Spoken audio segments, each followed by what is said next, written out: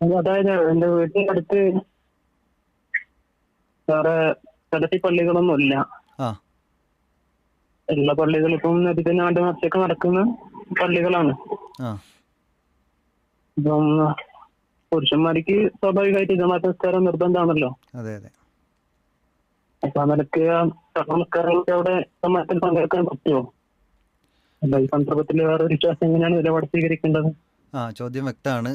നമ്മുടെ നാടുകളിലൊക്കെ അതുപോലെ തന്നെ രാജ്യങ്ങളുള്ളത് എന്താണ് അവിടുത്തെ പള്ളികളിൽ നിർമ്മിക്കുന്ന ഊഹ്യത്തിന്റെ മാസം സ്വീകരിക്കാൻ പറ്റുമോ? രണ്ട് ചോദ്യങ്ങളാണ് മൊത്തത്തിൽ ചോദിച്ചിട്ടുള്ളത്. ഒന്നാമത്തത്, നമ്മുടെ നാടുകൾ, അദ്ദേഹത്തിൻ്റെ നാടിൻ്റെ പരിസരത്ത് സലഫി പള്ളികളൊന്നുമില്ല. ഉള്ള പള്ളികളാകട്ടെ ഈ രൂപത്തിലുള്ള ആഘോഷങ്ങൾ നടത്തുന്നതാണ്. അപ്പോൾ എന്താണ് അതിൻ്റെ ഒരു മറുപടി? ഇവിടെ നമ്മൾ മനസ്സിലാക്കേണ്ടത് ഇവ ബിദ്അത്തുകളാണ്, കുറ്റകരമാണ്. ഇതറിഞ്ഞുകൊണ്ട് ചെയ്യുകയാണെങ്കിൽ അത് ശിക്ഷിക്കപ്പെടുന്ന കാര്യമാണ്. ഇത് ഇസ്ലാം ദീനിൽ ഇല്ലാത്തതാണ് എന്നറിഞ്ഞിട്ടൊരാൾ ചെയ്തിട്ടുണ്ട് എങ്കിൽ അത് കുറ്റകരമായ ശിക്ഷിക്കപ്പെടുന്ന ഒരു കാര്യമാണ്, അള്ളാഹു അവർക്ക് പുറത്തു കൊടുത്തിട്ടില്ലെങ്കിൽ. എന്നാൽ ഇതൊക്കെ അമലിയായ ബിദ്അത്തുകളിൽപ്പെട്ടതാണ്. അമലിയായ ബിദ്അത്തുകൾ രണ്ടെണ്ണമാണ്: ഇഅ്തിഖാദിയായ ബിദ്അത്ത്, അമലിയായ ബിദ്അത്ത്.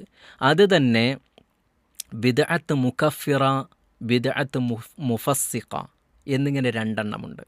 ഇതൊക്കെ ബിദ്അത്ത് മുഫസ്സിഖ എന്ന് പറയുന്ന ഒരാൾ കുറ്റക്കാരനായി പോകുന്ന, ഫാസിഖായി പോകുന്ന കുറ്റങ്ങളിൽപ്പെട്ട ബിദ്അത്തുകളാണ് ഇവയൊക്കെ. തെറ്റാണ്, ഹറാമാണ്. ഹറാമുകൾ ചെയ്യുന്ന ആളാണെങ്കിൽ ബിദ്അത്തുകളെല്ലാം ഹറാമാണ്. ഹറാമുകൾ ചെയ്യുന്ന ആളുകളാണെങ്കിൽ അവരാരാണ്? കുറ്റക്കാരാണ്. എന്നാൽ ചില ബിദ്അത്തുകൾ ഇസ്ലാം ദീനിൽ നിന്ന് തന്നെ പുറത്തു പോകുന്നതാണ്. ഇപ്പോൾ ഒരാൾ വിശ്വസിക്കുകയാണ് 5 വഖത്ത് നിസ്കാരം അതൊന്നും ചെയ്യേണ്ടതില്ല. അതേപോലെ തന്നെ അള്ളാഹു സുബ്ഹാനഹു വ തആല, അള്ളാഹുവിൻ്റെ സിഫാത്തുകൾ, അങ്ങനത്തെ ഒരു സിഫാത്തുകളൊന്നും അള്ളാഹ്ക്കില്ല, അള്ളാഹ്ക്ക് അങ്ങനത്തെ ഒരു വിശേഷണങ്ങളൊന്നുമില്ല തുടങ്ങി ഇസ്ലാമിൽ നിന്ന് തന്നെ പുറത്തു പോകുന്ന ബിദ്അത്തുകൾ. ഷിയായിസം അതിൽപ്പെട്ട ഒന്നാണ്, ഇസ്ലാമിൽ നിന്ന് പുറത്തു പോകുന്ന ബിദ്അത്തിൽപ്പെട്ടതാണ്. കാരണം അവർ സ്വഹാബത്ത് ഒന്നടങ്കം തെറി പറയുന്ന, ഇസ്ലാമിൽ നിന്ന് പുറത്തുപോയി എന്ന് വിശ്വസിക്കുന്ന ആളുകളാണ്. അവരുടെ കൂട്ടത്തിൽ മുഹമ്മദ് റസൂലുള്ളാഹി സ്വല്ലല്ലാഹു അലൈഹി വസല്ലം അല്ല യഥാർത്ഥ പ്രവാചകനാകേണ്ടത്, അലി റളിയല്ലാഹു അൻഹു ആയിരുന്നു. അത് ജിബ്രീൽ അലൈഹിസ്സലാമിന് തെറ്റുപറ്റിപ്പോയതാണ് എന്ന് തുടങ്ങി ഇസ്ലാമിൽ നിന്ന് തന്നെ പുറത്തു പോകുന്ന ഒരുപാട് വിശ്വാസങ്ങളും ആചാരങ്ങളും വെച്ച് പുലർത്തുന്ന ആളുകൾ. അത്തരം ആളുകളെയാണ് നമുക്ക് പിന്തുടർന്ന് നമസ്കരിക്കാൻ പാടില്ലാത്തത്. ഇസ്ലാമിൽ നിന്ന് പുറത്തു പോകുന്ന വിശ്വാസ ആചാരങ്ങൾ, പ്രവർത്തനങ്ങളുണ്ടെങ്കിൽ അവരുടെ പിന്നിലാണ് നമുക്ക് പിന്തുടർന്ന് നമസ്കരിക്കാൻ പാടില്ലാത്തത്.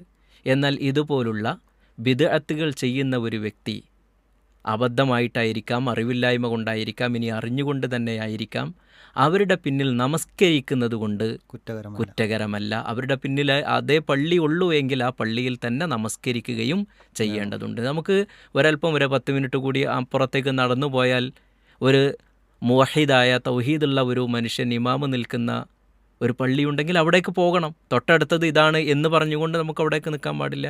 ഒരു ജമാഅത്ത് നഷ്ടപ്പെടുന്ന ഒരു ഘട്ടം വരികയാണെങ്കിൽ അവിടെ ജമാഅത്ത് നമ്മൾ ഇത്തരം പള്ളികളിൽ പോയിട്ട് നമസ്കരിക്കുക തന്നെ ചെയ്യണം എന്നതാണ് നമ്മൾ മനസ്സിലാക്കേണ്ടത്. അതേപോലെ തന്നെ ഉലഹിയത്ത് കൂടെ ചേർത്ത് ഉലഹിയത്ത്, അവിടെ അറുക്കുന്ന ഉലഹിയത്ത്, അത് ഇസ്ലാം പഠിപ്പിച്ച കാര്യമാണ്. ഉലഹിയത്ത് ഇവർ അറുത്തിട്ടുണ്ടെങ്കിൽ സ്വീകരിക്കാം. അവർ മുസ്ലിങ്ങളായിട്ട് നമ്മൾ കണക്കാക്കുന്നവർ തന്നെയാണല്ലോ.